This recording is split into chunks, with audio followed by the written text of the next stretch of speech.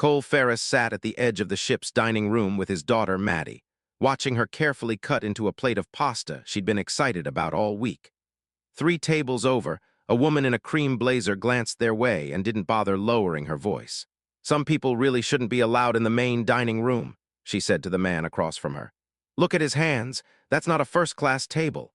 Her name was Vivian Ashcroft, CEO of a logistics company that owned half the ports this ship would dock in over the next 2 weeks.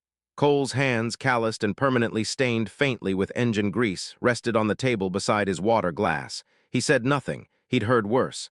"Dad," Maddie whispered, "she's looking at us funny." "She's just tired from traveling, sweetheart," Cole said quietly. "Eat your pasta." He didn't tell her the truth, that this trip had cost him nearly everything he'd saved. A gift for Maddie's 10th birthday and the 1-year anniversary of losing her mother, and that a stranger's cruelty wasn't going to take 1 minute of it from her. He had no idea that in exactly 40 minutes, Vivian Ashcroft's life would depend entirely on him. If you believe the quietest people in the room are usually carrying the most, stay with me, because tonight proves it. Subscribe now so you don't miss where this one goes. Cole was 38 years old. 8 years earlier, he'd served as a Navy hospital corpsman, trained to stabilize combat injuries in the field with almost nothing on hand. The kind of training that teaches a person to work fast, work calm, and work with whatever they've got. He left the service when his wife, Anna, was diagnosed with a rare heart condition, wanting to be home instead of deployed. She passed 2 years later, and Cole rebuilt his life around Maddie the only way that made sense to him. Steady hours, a small marine mechanic shop by the docks, nothing that would ever pull him away from her again. He never mentioned the corpsman training to anyone. It didn't come up fixing boat engines. There didn't seem to be a reason to. Remember that training. Somewhere on this ship tonight, it's about to matter more than it has in 8 years. Dinner ended quietly. Vivian's table left first, trailing perfume and irritation without another glance in Cole's direction. An hour later, up on the observation deck, Cole and Maddie were watching the last of the sunset when the ship's intercom crackled to life. The captain's voice tight and urgent in a way Cole recognized instantly. The specific strain of someone trying to stay calm while everything around them wasn't. "This is the captain speaking. We have a medical emergency in the main dining room. If there is a doctor, nurse, or anyone with emergency medical training aboard, please report immediately." Cole was already moving before the announcement finished. "Stay right here," he told Maddie, crouching to her eye level. "Don't move from this spot. I'll come back for you." "Dad, what's happening?" "Someone needs help. It's what I used to do. Stay here." He ran. The dining room was chaos by the time he arrived. A crowd had gathered near an overturned chair, a woman on the floor, unresponsive, her lips beginning to lose color. A ship's steward knelt beside her, hands hovering, clearly untrained, unsure what to do next. Cole dropped beside her and recognized the cream blazer before he recognized the face. Vivian Ashcroft, no pulse at the wrist, no breath. "How long has she been down?" Cole asked, already tilting her head back, checking her airway. "Maybe a minute," the steward said. "Maybe less, she just collapsed. Call the bridge, tell them cardiac arrest. I need the AED from the medical bay now." Cole began compressions immediately, counting under his breath, the same rhythm his hands hadn't performed in 8 years but had never fully forgotten.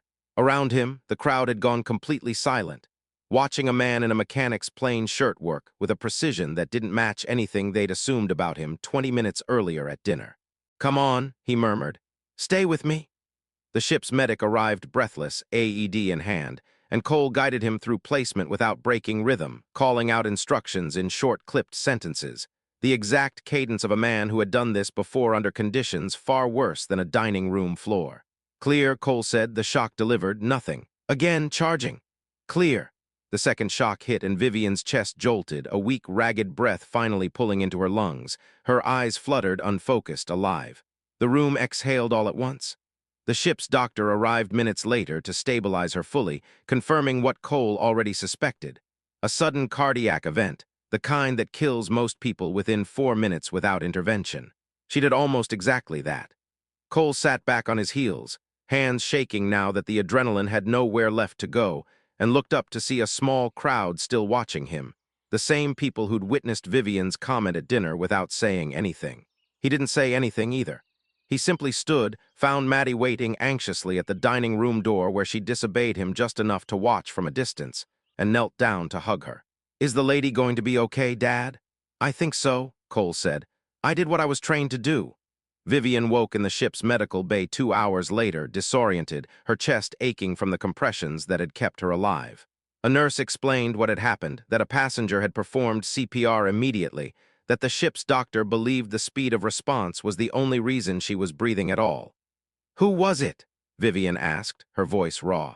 The nurse checked the incident log. A Mr. Ferris, Cole Ferris.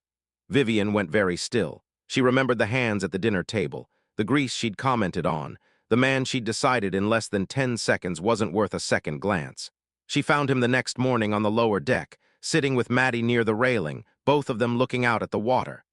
Mr. Ferris, she said, her voice unsteady in a way it clearly wasn't used to being. I need to say something to you. Cole looked up. You should be resting. I should be a lot of things I wasn't last night, she said. I said something cruel about you at dinner. I didn't think you heard it. I know now you did. Cole didn't answer right away. I was a Navy corpsman, he said finally. Before I fixed boat engines for a living, I've kept people alive in worse conditions than a dining room floor.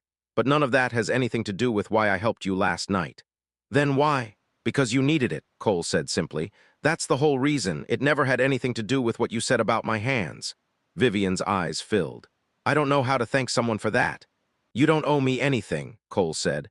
But if you want to do something with it, next time you look at someone's hands before you look at their face, remember what mine were doing last night. Vivian didn't forget.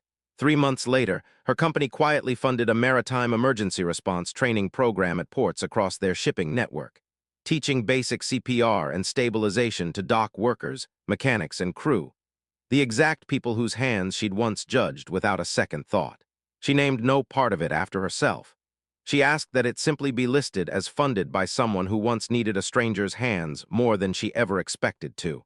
Cole received a letter from her 6 months later, no request attached, just a single line. Every person that program trains is because you didn't hesitate to help someone who didn't deserve it. Thank you for teaching me that twice. A year after the cruise, Maddie stood in front of her 5th grade class for a project about someone she admired. My dad fixes boat engines, she read. But before that, he saved soldiers. And on a cruise ship once, he saved a lady who'd been mean to him at dinner without even thinking about it. I asked him why he helped someone who was unkind to us. He said kindness isn't about who deserves it. It's about who needs it. I think that's the bravest thing I've ever heard my dad say, and he said a lot of brave things. Some people learn who someone really is only after that person saves their life. And some people never once stop to explain themselves.